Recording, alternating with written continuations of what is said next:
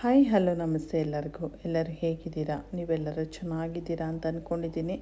ಹಾಗೆ ನಾನು ಕೂಡ ಚೆನ್ನಾಗಿದ್ದೀನಿ ಅಂತ ಹೇಳ್ತಾ ಇವತ್ತಿನ ಕುಕ್ಕಿಂಗ್ ವ್ಲಾಗ್ನ ಸ್ಟಾರ್ಟ್ ಮಾಡ್ತಾಯಿದ್ದೀನಿ. ಚಿತ್ರಾನ್ನ ಅಂದರೆ ಯಾರಿಗಿಷ್ಟ ಇಲ್ಲ ಹೇಳಿ, ಎಲ್ಲರಿಗೂ ಇಷ್ಟನೇ. ಅದರಲ್ಲೂ ಈ ಮಾವಿನಕಾಯಿ ಚಿತ್ರಾನ್ನ ಅಂದರೆ ಎಲ್ಲರಿಗೂ ಪಂಚಪ್ರಾಣನೇ. ಈ ಹುಳಿ ಖಾರವಾಗಿರೋ ಈ ಮಾವಿನಕಾಯಿ ಚಿತ್ರಾನ್ನ ಯಾವ ಥರ ಮಾಡೋದು ಅಂತ ಒಂದು ಸಲ ಎಲ್ಲ ಡೀಟೇಲಾಗಿ ನೋಡ್ಕೊಂಡು ಬಂದುಬಿಡೋಣ ಬನ್ನಿ.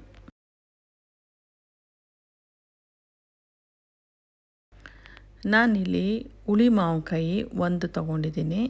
ಇದನ್ನ ಚೆನ್ನಾಗಿ ತೊಳೆದು ಸಿಪ್ಪೆ ಸಮೇತನೇ ಈ ಮಾವಿನಕಾಯಿನ ದೊಡ್ಡ ಕಣ್ಣಿರುತ್ತಲ್ವ ತುರಿಯೋದು, ಅದರಲ್ಲಿ ತುರ್ಕೊಳ್ತಾ ಇದ್ದೀನಿ.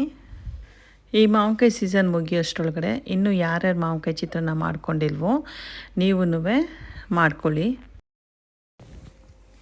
ನೋಡಿ, ನಾನು ಒಂದು ಮಾವಿನಕಾಯಿನ ಎಲ್ಲ ನೀಟಾಗಿ ಈ ಥರ ತುರಿದು ಎತ್ತಿಟ್ಕೊಂಡಿದ್ದೀನಿ. ಇವಾಗ ಒಂದು ಬಾಣಲಿ ಇಟ್ಕೊಂಡಿದ್ದೀನಿ. ಆ ಬಾಣಲಿ ಕಾದ ನಂತರ ಎಣ್ಣೆ ಹಾಕ್ಕೊಳ್ತಾ ಇದ್ದೀನಿ. ಎಣ್ಣೆ ಕಾದ ನಂತರ ನಾನಿಲ್ಲಿ ಫಸ್ಟು ಕಡಲೆಕಾಯಿ ಬೀಜ ಹುರ್ಕೊಳ್ತಾ ಇದ್ದೀನಿ. ಇದನ್ನ ಎಣ್ಣೆಲೇ ಹುರ್ಕೊಳ್ತಾ ಇದ್ದೀನಿ, ಹುರಿದು ತೆಗೆದಿಟ್ಕೊಳ್ತಾ ಇದ್ದೀನಿ.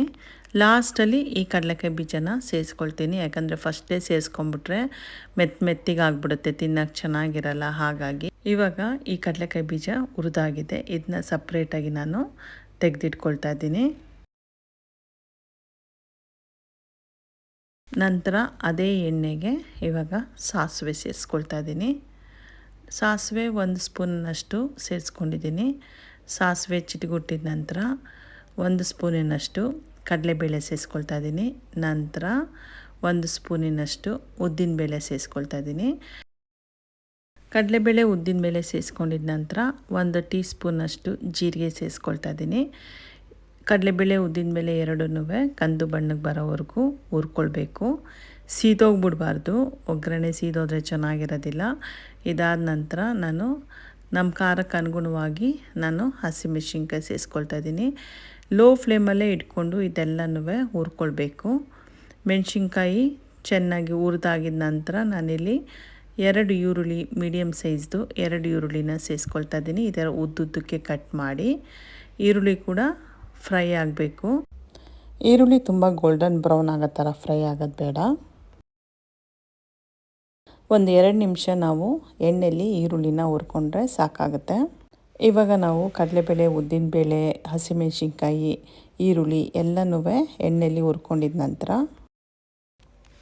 ನಾನಿವಾಗ ಒಂದು ದೊಡ್ಡ ಕ್ಯಾಪ್ಸಿಕಮ್ನ ಚೆನ್ನಾಗಿ ತೊಳೆದು ಈ ಥರ ಉದ್ದುದ್ದಕ್ಕೆ ಕಟ್ ಮಾಡಿ ಸೇರಿಸ್ಕೊಳ್ತಾ ಇದ್ದೀನಿ. ಕ್ಯಾಪ್ಸಿಕಮ್ಮು ಆಪ್ಷನಲ್ಲು, ನಿಮಗೆ ಬೇಡ ಅಂದರೆ ನೀವು ಸ್ಕಿಪ್ ಮಾಡ್ಕೊಳ್ಬೋದು. ಕ್ಯಾಪ್ಸಿಕಮ್ ಹಾಕ್ಕೊಂಡ್ರೆ ಚೆನ್ನಾಗಿರುತ್ತೆ, ಹಾಗಾಗಿ ನಾನು ಸೇರಿಸ್ಕೊಂಡೆ. ಇವಾಗ ಕ್ಯಾಪ್ಸಿಕಮ್ ಕೂಡ ಚೆನ್ನಾಗಿ ಫ್ರೈ ಮಾಡ್ಕೊಳ್ಬೇಕು.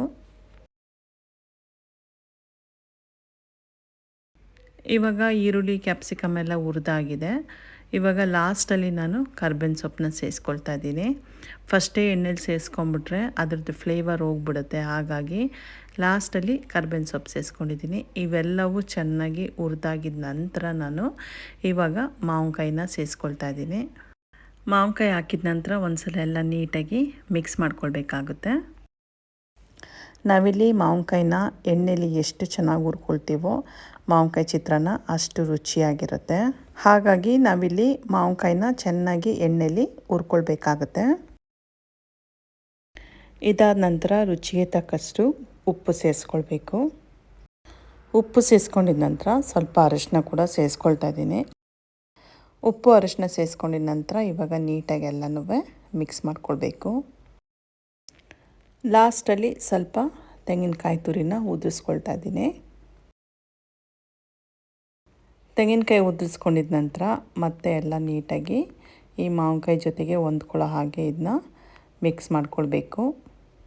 1-2 ನಿಮಿಷ ಈ ತೆಂಗಿನಕಾಯಿ ಎಣ್ಣೆಲೇ ಚೆನ್ನಾಗಿ ಫ್ರೈ ಮಾಡ್ಕೊಳ್ಳಿ.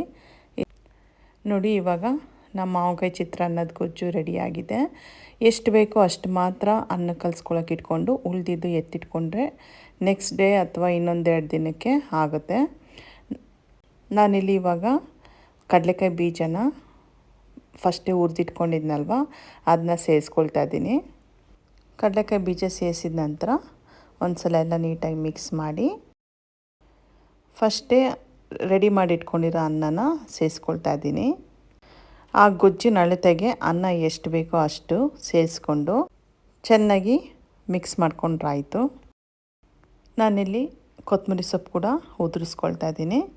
ಇವೆಲ್ಲವೂ ಸೇರಿಸ್ಕೊಂಡಿದ ನಂತರ ಇವಾಗ ಚೆನ್ನಾಗಿ ಮಿಕ್ಸ್ ಮಾಡ್ಕೊಳ್ತಾ ಇದ್ದೀನಿ.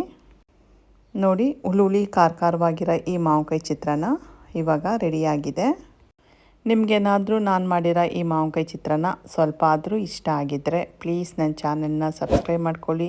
ಹಾಗೆ ನನ್ನ ವಿಡಿಯೋಗೊಂದು ಲೈಕ್ ಕೊಡಿ ಮತ್ತು ಪಕ್ಕದಲ್ಲೇ ಇರೋ ಬೆಲ್ ಬಟನ್ನ ಪ್ರೆಸ್ ಮಾಡೋದನ್ನ ಮರಿಬೇಡಿ. ಆವಾಗ ನಾನು ಯಾವುದೇ ಒಂದು ವಿಡಿಯೋ ಹಾಕಿದ್ರೂ ಫಸ್ಟ್ ನೋಟಿಫಿಕೇಷನ್ ನಿಮಗೆ ಬಂದು ಸೇರುತ್ತೆ.